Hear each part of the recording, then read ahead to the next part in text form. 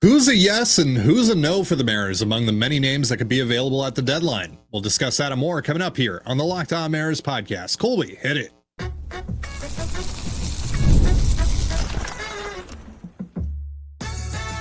You are Locked On Mariners, your daily Seattle Mariners podcast, part of the Locked On Podcast Network, your team every day. Ahoy, sailors. It is Thursday, June 26, 2025. This is Teddy Gonzalez and Colby Patnode for the Locked On Mariners podcast, part of the Locked On Podcast Network, your team every day. As always, if you want to hear from me and Colby even more and help support the show, you can check out our Patreon.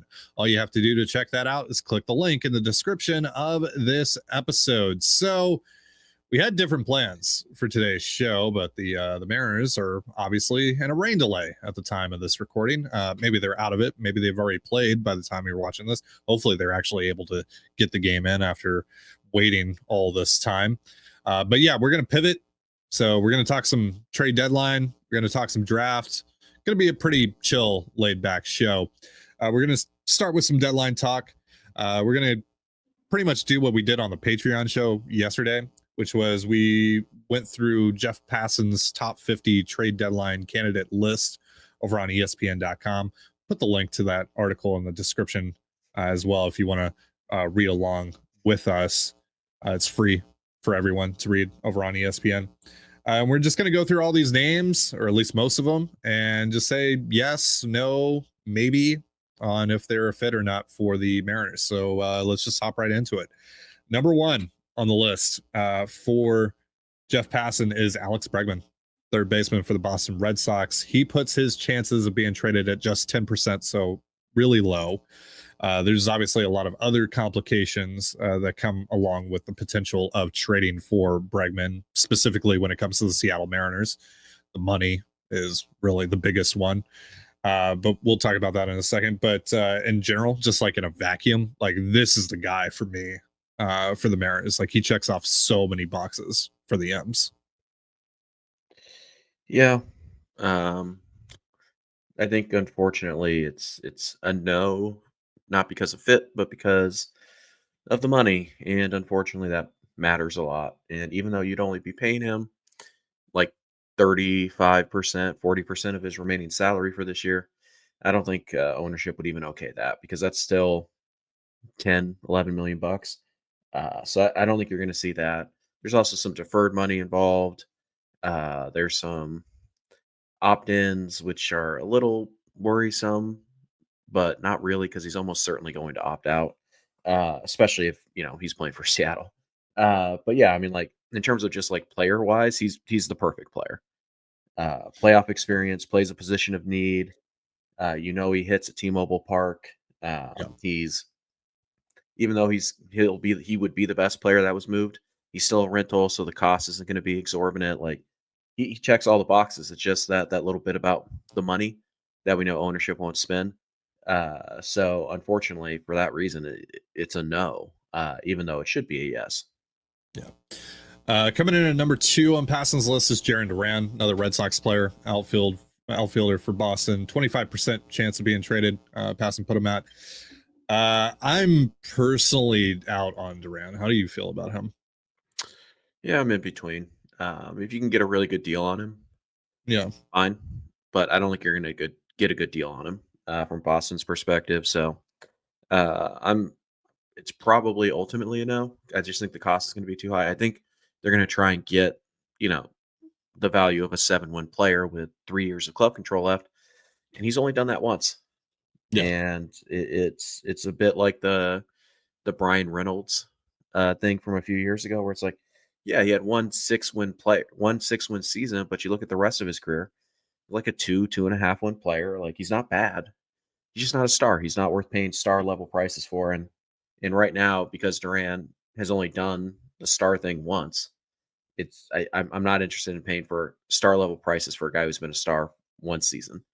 And, obviously there are some off the field things that he had to deal with last year that would make him pretty polarizing addition anyways. But yeah, I think if you get the right deal, like if you think you're getting like, 25% off, type of deal, then maybe, but I don't think the Red Sox are going to do that. So I'm in between, but more than likely it's also a no.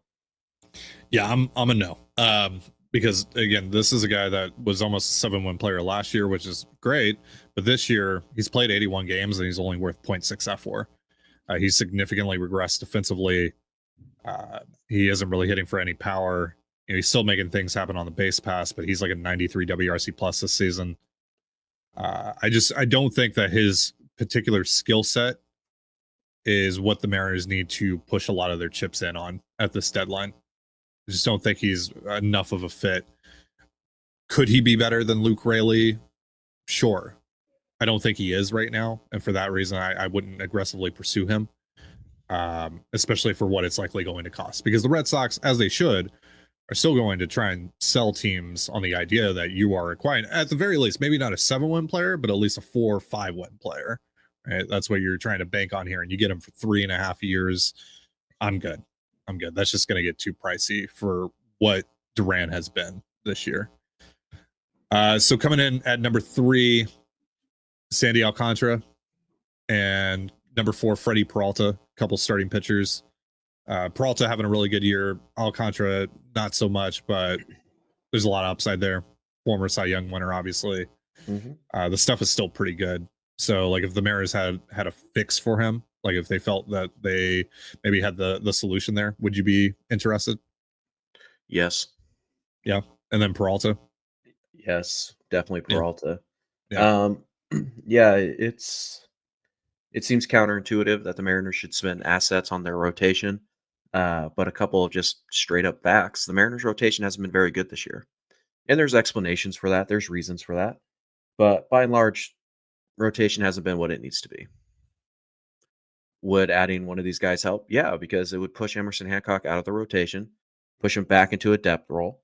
And the added bonus, both of those guys, is that you also get them for 2026. And if your plan is to trade Luis Castillo this winter, your plan can't be to just rely on Emerson Hancock to replace Luis Castillo. And these guys both would slide in. They'd be, they're both mid-rotation starters. Alcantara can be more. He's just not right now, although he has been pitching better. But yeah, I think makes sense for 2025. You could push Hancock, out of the rotation and then maybe put him in the bullpen. I know we've talked about that a little bit. It's going to cost a little bit, but I would be in on a controllable starting pitcher who has a pretty high floor of at least being a number 3 type of guy. I would be in on that idea, even with the cost that's probably associated with it. So I would prefer Peralta because he's pitching better right now. But again, Alcantara has been really good recently, and he does have the track record. So I'd be fine with either. Yeah, Alcantara is one of my personal favorite non-Mariner pitchers, so I would be super down for that. Peralta, not sure he's going to get traded because the Brewers are actually pretty good this year, but we'll see. I don't know. Yeah, they're one of those teams also that traded Josh Hader. Yeah, in the middle. They're one of those teams that it doesn't really matter what situation they're in. They're kind of like Cleveland and Tampa Bay, where it's just like, if we feel that this is the best deal we can possibly get right now, we're going to do it, and if we feel that that's the best for our organization moving forward, we'll do it. Gino Suarez, yes, don't need to talk about it. Obviously, that's a 100% yes. Yeah. Seth Lugo, Zach Gallen, Merrill Kelly. Shut up. Is it though? Any of those 3? So yeah, this is where things get a little interesting. I don't know if I want to pay top rate for a rental starting pitcher. I will pay top rate for a controllable starting pitcher. Yeah. So all 3 of those guys that I mentioned are rentals. Yeah. So, I mean, again, if the cost is right, sure, you take a shot on any of them. But based on what it's probably going to cost to rent those guys, no, I don't think. Like, I would rather spend less on a slightly worse pitcher, like, I don't know, an Andrew Heaney guy, like we've talked about a little bit here. Yeah. If I'm going to go the rental starting pitcher route, I'll go that end of the spectrum, and I'll use my prospect capital on rental bats. If I'm going to, really spend some prospects on rentals, I prefer them to be bats. Yeah. Josh Naylor, Ryan O'Hearn, both of those guys, yeses. Yep. Mm-hmm. Yeah, we've talked about them enough that we don't really need to talk more about that. Marcell Ozuna is on here, 25% chance of being traded. Passan lists him lists the Mariners as a possibility for him. He obviously has the domestic violence case that just cannot be ignored when we talk about Marcell Ozuna. From a baseball standpoint, just pure baseball standpoint, he would help. Like, he's been a really good hitter. He's regressed a little bit this year, but he's still been a really good hitter. And at the end of the day, the Mariners just need bats. But yeah, there's obviously off the field stuff that just can't be ignored when we talk about Ozuna. All right, so we will go over more of these names in just a moment. But first, a reminder, this episode of the Locked On Mariners podcast is brought to you by Supply House. Get the supplies you need from the site made for the skilled trades, Supply House. Whether you're in plumbing, HVAC, or electrical work, Supply House is a reliable way to order products online.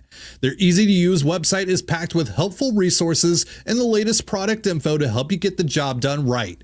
Plus, with a complete inventory of over 200,000 parts from 400 plus top brands, you'll find exactly what you need delivered fast from coast to coast. Join the Trade Master program today at supplyhouse.com/TM and start ordering plumbing, HVAC, and electrical supplies with just a few clicks.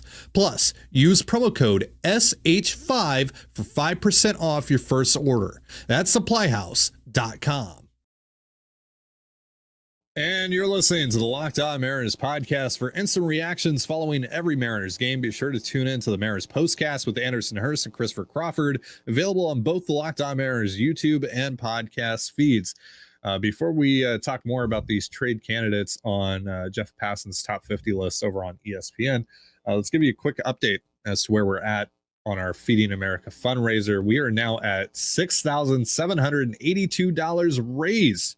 Thank you guys so much. We have a bunch of new donations since the last time we talked about this. Anonymous came through with a $50 donation. John came through with $100. Thanks so much, John. Oaks with $50. Cheryl apparently made a donation, but I don't see the amount here. Roshan came through with $20. Roshan's been with us for years, since we pretty much started CTZ, so shout out to Roshan. Anonymous with $32, Colin with $50, and Anonymous with $20. Colby, spiel time. Go. You know what it is. You know what it be. Yeah. Yeah, we're raising money for Feeding America, whose mission is to feed America. What? Yeah, I know, shocking. But yeah, it's a great organization that aims to end food insecurity in this country. 1 in 5 children suffer through food insecurity. They do not know when their next meal, or if they're ever going to get their next meal.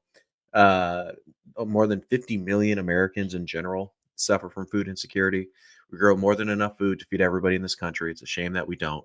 But Feeding America is trying to end that. They can turn every dollar they raise into at least 10 meals to people facing food insecurity. So it's a fantastic value, really good bang for your buck.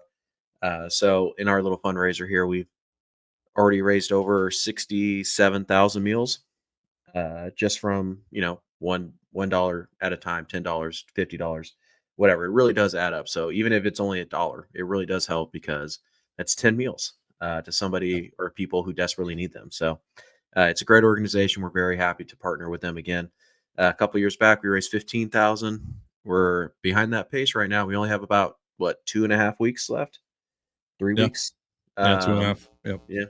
Yeah, left in our fundraiser. So we got some work to do. A lot of individual donations is amazing.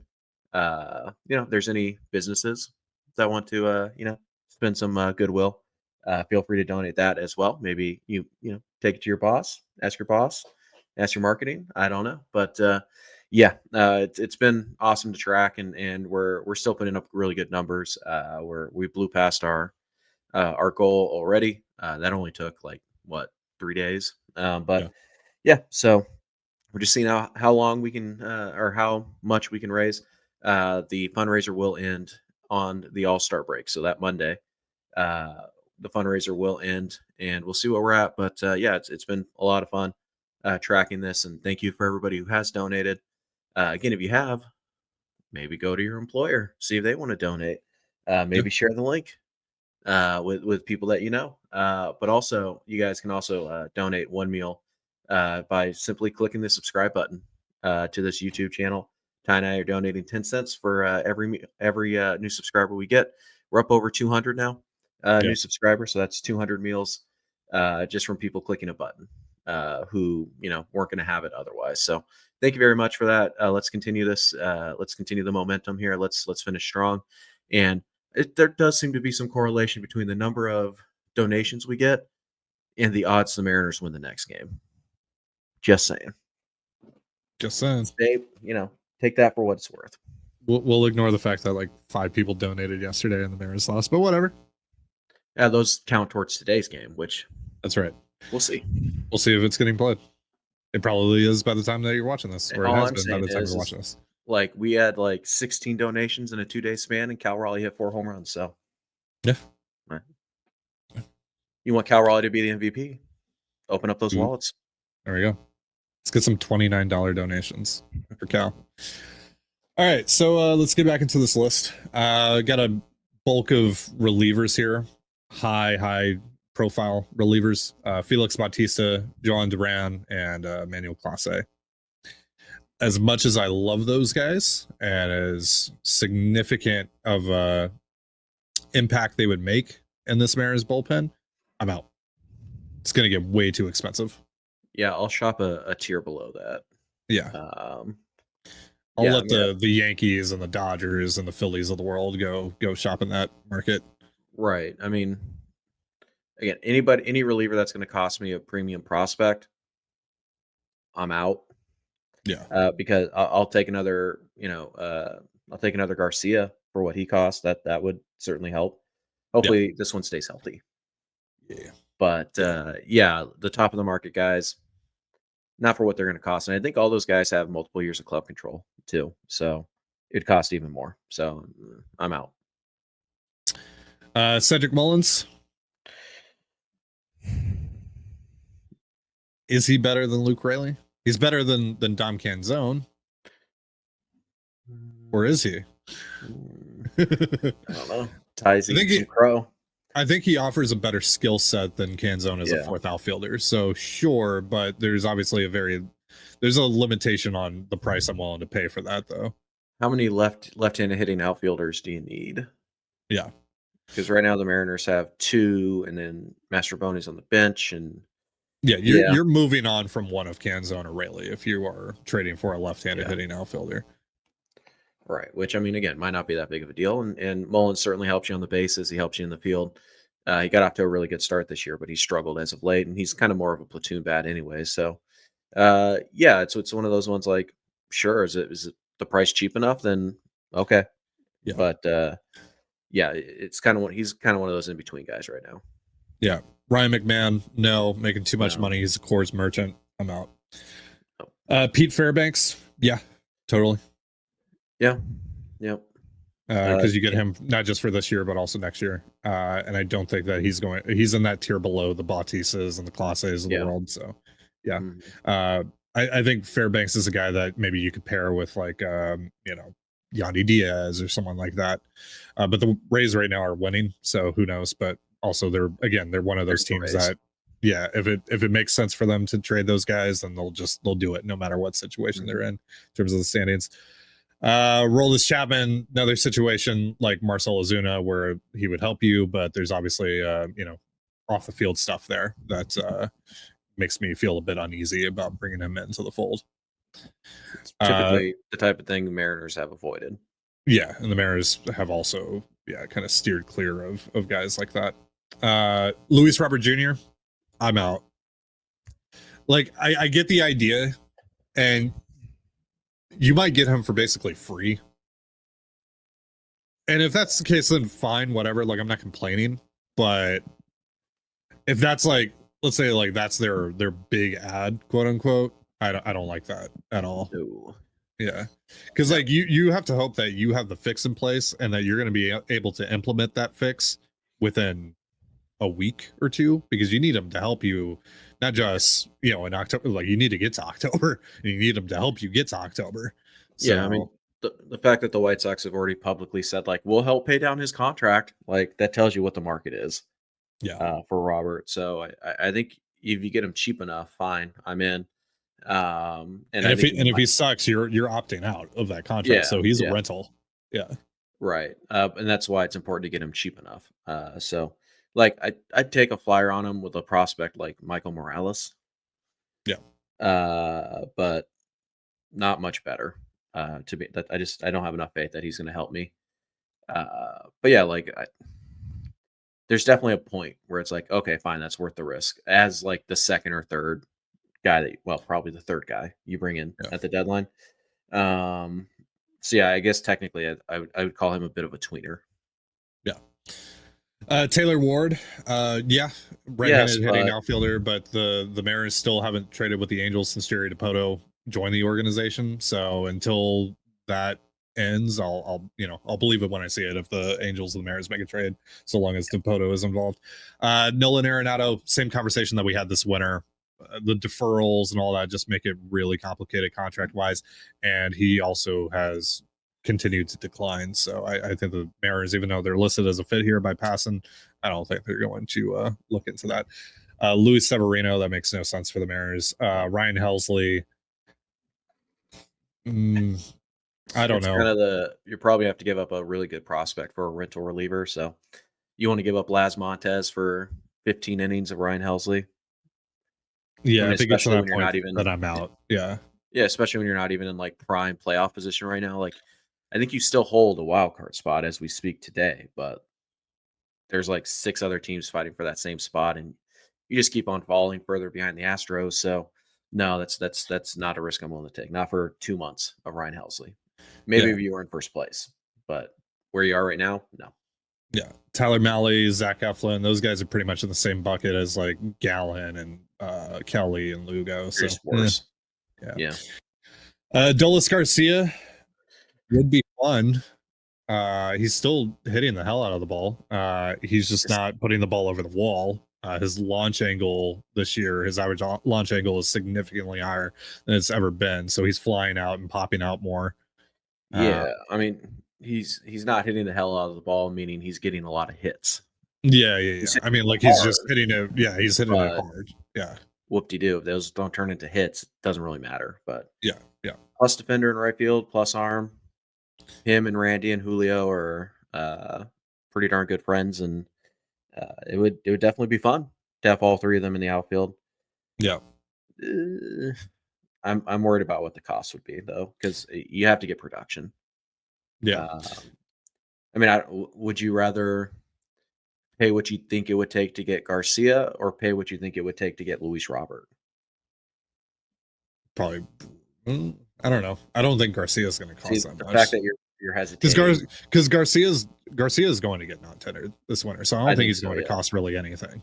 Well, yeah, but the Rangers aren't going to try and sell him like that. So, Yeah. especially while they're still fringe playoff contenders. So, Yeah. yeah, the fact that you're hesitating tells me that you probably should be saying no to Garcia. Garcia is more a guy that I think we'll talk a lot about as maybe taking a flyer on him once he's non-tendered this winter. Yeah. Reed Detmers, Walker Buehler, Nick Martinez, Eric Fetty, any of those guys stand out? Yeah, no. All right, I'm just gonna speed run through these final 20 names. Andrew Heaney, just tell me yes or no. Yes. Edward Cabrera, Sure. okay. Reese Hoskins, maybe. Maybe. I'm a maybe. Yeah. Zach Littell, former Mariners farmhand. Yeah. Yeah. Tyler Anderson, No. no. Okay. Ramon Urias, Yeah. yeah. Jesus Sanchez, just too redundant with Rayleigh Yeah. and No. Canzone. Yeah.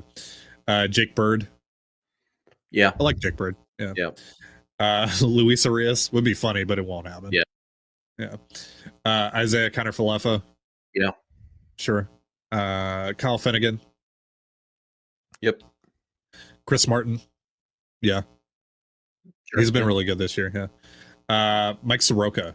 I'm actually really interested in Soroka and putting him back in the bullpen. He's been starting this year, but he was really good out of the bullpen last year. So maybe put him back in the bullpen. $10 million, so it's a bit of a pricey ad at the deadline. But yeah, I mean, in theory. Yeah. Tomoyuki Sagano. No. Yeah. Phil Maton. Sure. Yeah. Emilio Pagan. Sure. Yep. Yohan Moncada. We know the Mariners liked him this offseason, and he's hitting, but it's the Angels, so Just that's probably that's the hang up. Yeah. Shelby Miller. Sure, if it doesn't cost too much. Dennis Santana. Sure, if it doesn't cost too much. Steven Matz, been a pretty good lefty out of the bullpen. I don't know how much money he's making though. He's making like 10, 12 million bucks this year. He's still on that contract, that big contract that he signed, right? Yeah. All right. Well, there you go. We are going to talk some draft in just a moment, but first, a reminder: this episode of the Locked On Mariners podcast is brought to you by FanDuel.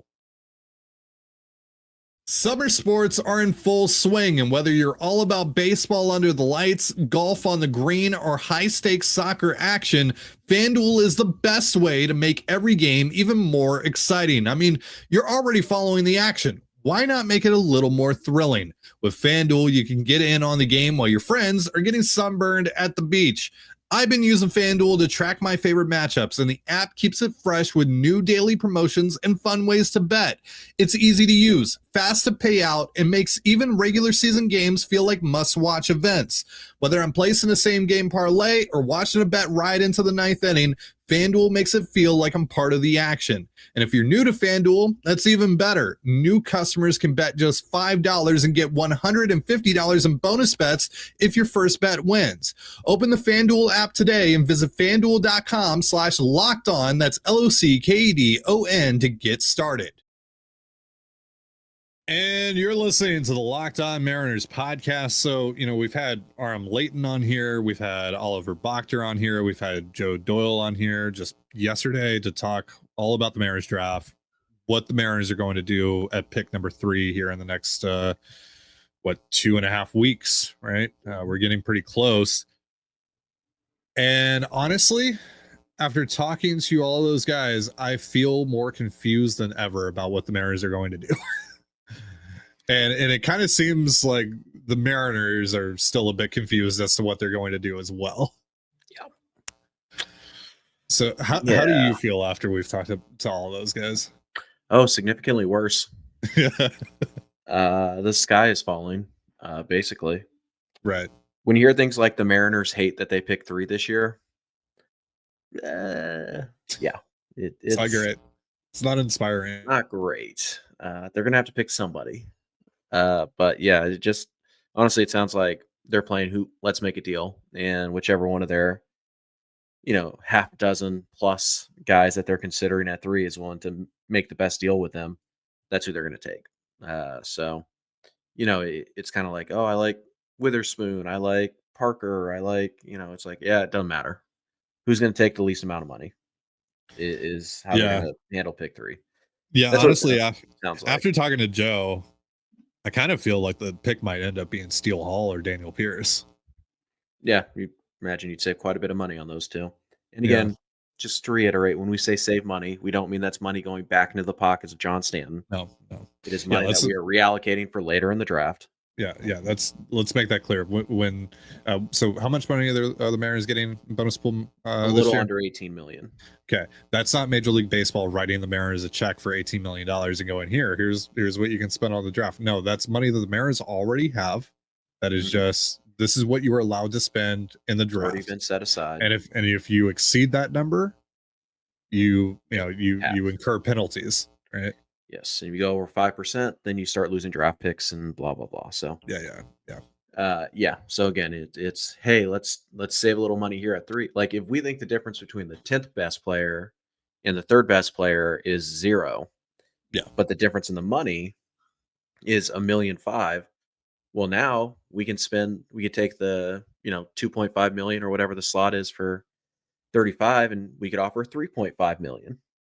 And maybe take one of those guys that is going in the 20s and just talk him down to like, hey, we'll give you, pick 18 money or whatever it is. So, I think most of you guys know that, but I just like to reiterate that. It's a salary cap. Very easy way. It's a salary cap. It's just to make sure that the teams that will spend a lot of money can't just dominate the draft. Right. Yeah. So, again, I think most of you know that, I'm sure, but anytime we talk about the Mariners saving money, I understand why some people would jump to like the cheap red flags. Mariners. Blah, blah. It's go like, off. no. Not in this case. Not in this case. It's reallocating the money. Really, it's more than Yeah. saving the money. But whatever. Yeah, I think the Mariners have pretty much spent all of their bonus pool every single time. So I mean, yeah, they if they ever come in under, it's like $100,000. They're not risking the PR nightmare of of all the accusations that would come with it to save $100,000. It's not happening. Yeah, so I don't really know what they're gonna do at 3. Again, I kind of feel like it's going to be Pierce or Hall. If really the most important thing to them is to just save as much as possible for the later rounds. But maybe they're able to strike up a deal, a good enough deal on JoJo Parker.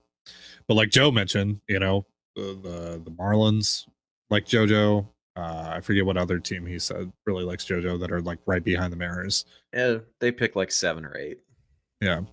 So you could still offer him like number 6 money and save $1 million.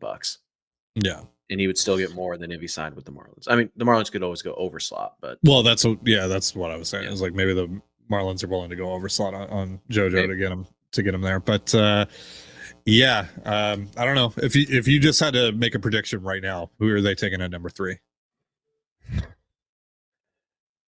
I would have said Arquette before we talked to Joe. Yeah. But the fact that Joe isn't sure if Arquette is actually one of the guys that the Mariners really like, when Joe says something specifically about the Mariners, I listen because I know what kind of connection he has with that group. So, it probably a prep shortstop. So, I'm still gonna say Parker for now. Yeah. I would say like if the Nationals go off the wall, because it does seem like Cade Anderson's going to be the guy there at pick 1. But if they instead go Ethan Holiday or Seth Hernandez, or maybe they take Iva at number 1, whatever. Just they take anyone not named Cade Anderson, and then maybe the Angels go Liam Doyle. I would assume that if Cade falls to 2, the Angels are going to take him. But let's say Cade gets 3. I think Cade's the pick for the Mariners. I don't think they would pick someone else with him on the board. No, that was my roundabout way of saying that. But he's number 1 on their board. They would pay full slot for him, but they're not going to get that chance. Yeah, but knowing that he is most likely like 99% probably not going to be there at 3. Yeah, I don't know. JoJo Parker maybe, but I'm kind of starting to lean Hall or Pierce. Yeah, Eli Willits, another guy. We just haven't heard anything really about him in the Mariners. Same with Holiday. Ethan Holiday either. Yeah, and it kind of seems like Ethan Holiday is going to go to Colorado, which makes a lot of sense because of his dad's relationship with that organization and all that. Sure. My guess is Colorado's probably already got an overslot deal agreed to there as well. So, the Ike Irish thing is interesting. It's kind of like the Heston Kierstad thing, though, that the Orioles tried a few years ago, and it's just like cool if it works, but look what Heston Kierstad's doing right now. Yeah. So I mean, and Irish is really he's a bad guy. Like it's you're not going to get anything from the glove, and I really haven't seen anybody who thinks he can catch much long term. So I don't know. Maybe you get Kyle Schwarber out of him, or maybe you get Heston Kierstad. That's that's kind of the risk and the reward that you get out of him. So I do think it'll be a prep shortstop. But I don't know which one. What's your preference? I think my preference is still Iva.